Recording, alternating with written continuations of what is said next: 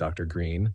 The Thinking Ape delivers an uncomfortable truth that many resist, not because it's incorrect, but because it dismantles a moral ideal we've built much of our identity around, that hard work in and of itself is virtuous. What he's saying isn't a glorification of laziness, nor a rejection of ambition. It's a surgical critique of a belief that often leads people to grind themselves into dust, expecting recognition or reward that will never come. The world does not run on effort. It runs on outcomes. And deep down, we all know this. He illustrates this through examples anyone can relate to. The student who studies endlessly only to fail, the employee who works late every night yet still gets fired, the game developer who gives years to a project that tanks on release. These are not anomalies. They're reality. The common thread is that effort, no matter how intense, does not shield anyone from irrelevance if the final result fails to deliver. This isn't cruelty. It's the operating principle of every results-driven system. If our institutions, our employers, and even our entertainment consumption habits reward only what works, why do we still pretend effort is sacred? What makes his argument especially potent and necessary is the dismantling of the myth that everyone can just work harder and get ahead.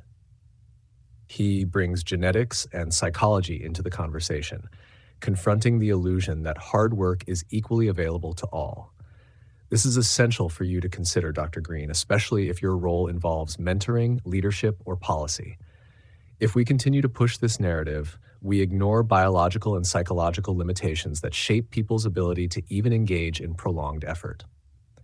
The result? People blame themselves for failing to meet a standard they were never physiologically equipped to reach. That is not inspiration. That is torment. And now, with the rise of AI, the lie is collapsing in real time. AI doesn't work hard. It produces. It doesn't struggle or strive. It simply outputs better, faster, and cheaper. Businesses don't reward the process. They reward what delivers. If hard work truly mattered on its own, we wouldn't replace humans with programs. But we do, because hard work without results is sentimental, useful only in motivational speeches and social media captions, not in systems that depend on efficiency and profit. The core of what the Thinking Ape is saying is this: results are what matter. If we're going to teach the next generation anything of value, it should not be blind faith in labor, but the strategic pursuit of outcomes. Teach people to be effective, not to suffer nobly. Teach them to adapt, not to toil for the sake of appearance. In a world of shrinking patience and accelerating technology, that lesson isn't bleak, it's survival. You don't have to agree with his tone, but to dismiss the substance of his message would be to cling to a comforting myth at the expense of the people still trying to make it real. Sir Lazy III, Knight of the Couch Kingdom, first of his name, defender of the divine entitlement, wielder of the sacred scrolls of Why Even Try?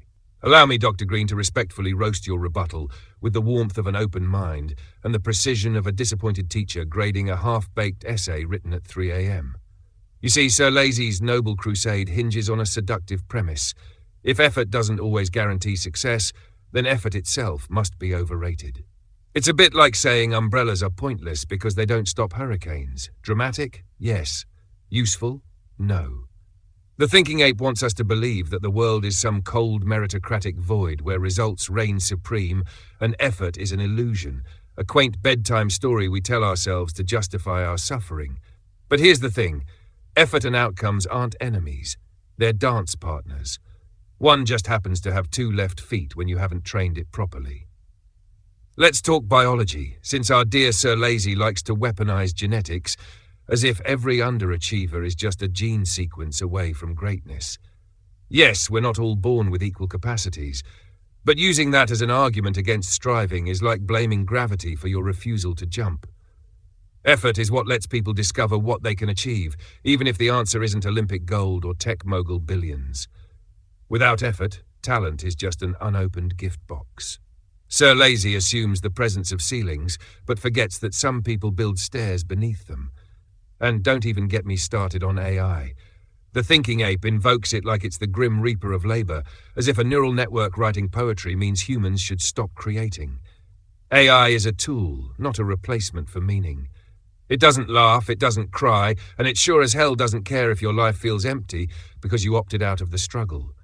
It just produces. But humans? We become. And that process, messy, uneven, frustrating, is what makes us more than producers. It makes us people. Now, I'll grant the thinking ape one truth. Outcomes matter. But only fools build lives based solely on what's visible at the finish line. Imagine telling a musician their years of practice are worthless because their album flopped, or a parent that raising their child was pointless because the kid didn't turn out to be a CEO. That's not wisdom. That's cynicism in a lab coat.